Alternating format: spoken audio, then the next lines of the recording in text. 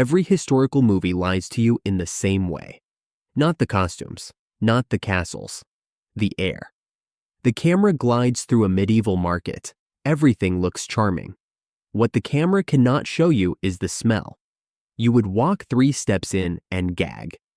Today, we review the one part of history nobody can film: the smell. And this is not a joke about people being a bit sweaty. The past was an assault on the nose so complete that visitors smelled cities before they could see them. Stay to the end. The worst smell here is not the one you expect. Let's build the smell from the ground up, literally. Start with the streets. For most of history, there was no sewer connected to houses. The toilet was a bucket, a pit, or a plank over a hole. And when the bucket filled, the solution was the window. Some cities had rules. The rules were about shouting a warning first. In Edinburgh, that warning had its own word: gardyloo, a mangled French phrase for watch out for the water. Shout it, pause a second, then let the bucket fly.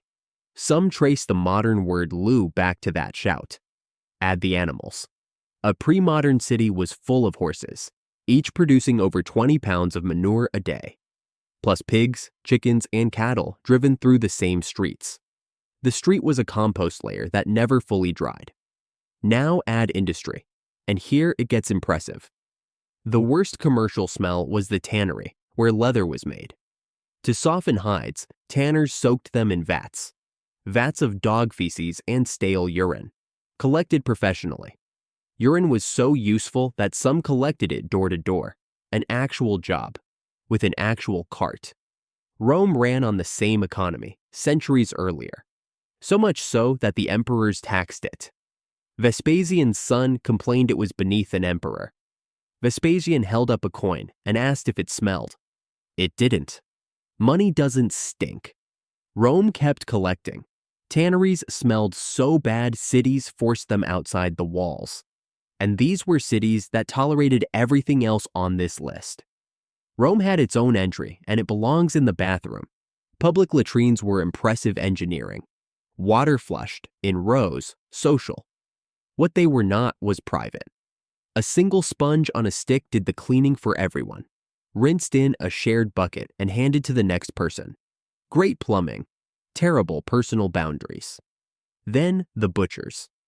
Slaughtering happened in town. Leftovers went into the streets or river, the same river that supplied drinking water. Contemporaries called the river a moving swamp. And the people? Bathing customs varied wildly by era. Public bathhouses were actually popular for centuries, but soap was harsh and hot water was expensive, and clothing was almost never washed. The outer layers might see water a few times a year. Wool, worn daily, sweated in, dried, and worn again. The personal cloud was real, but this stank was not universal across history. Go back further and sideways to ancient Egypt. You get almost the opposite habit.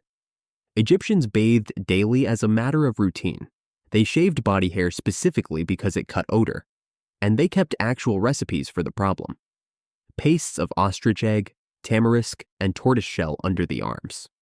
Or a mix of lettuce, myrrh, and incense. Wealthier homes burned incense to smell deliberately of something.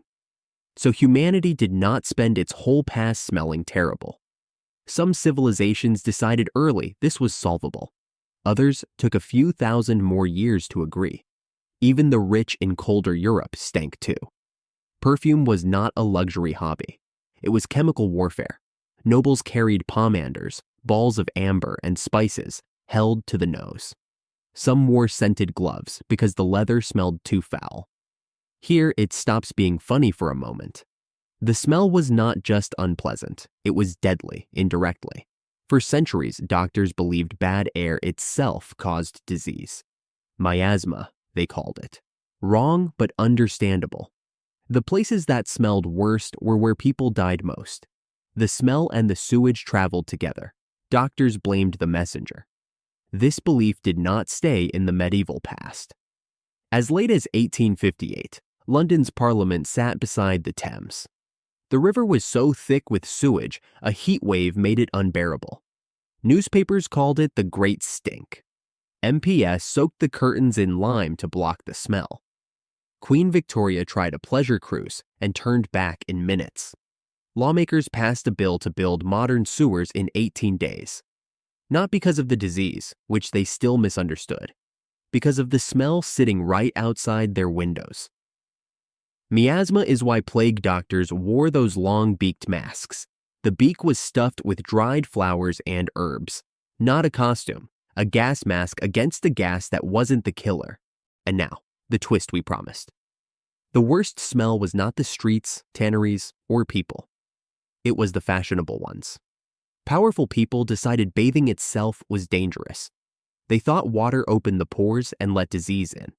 Some royal courts went generations barely washing and simply layered perfume over the result year after year. Visitors described the throne room in writing, diplomatically. The grandest palaces had another secret: not enough toilets. Guests relieved themselves in stairwells and behind curtains. By season's end, the buildings needed to be evacuated and aired. Entire courts relocated to a second palace so the first could be cleaned. So picture a glittering royal ball. Add the honest detail. Everyone glittering, nobody washed. Curtains, best not investigated. The fix, when it came, was the same unglamorous hero. Plumbing, sewers, piped water, washable cotton, and cheap soap. They turned cities from open-air compost into breathable places. Your world does not smell neutral because humans got cleaner by nature. It smells neutral because engineers buried the problem under your feet. Time for the verdict. The smell of the past, reviewed honestly. The streets. A working farm, minus the farm. The industry. Vats of things we will not repeat. The people. Sincere, layered, unwashed. Except when they weren't. The solution. Perfume. Applied to the problem instead of the cause. Final rating. 1 star, held at arm's length. Half a star back, grudgingly, for Egypt. Although credit where due. Their noses adapted. A person raised in it barely noticed. The nose can tune out almost anything, which is either inspiring or deeply concerning. And next time on the channel, you survived being a baby against a coin flip.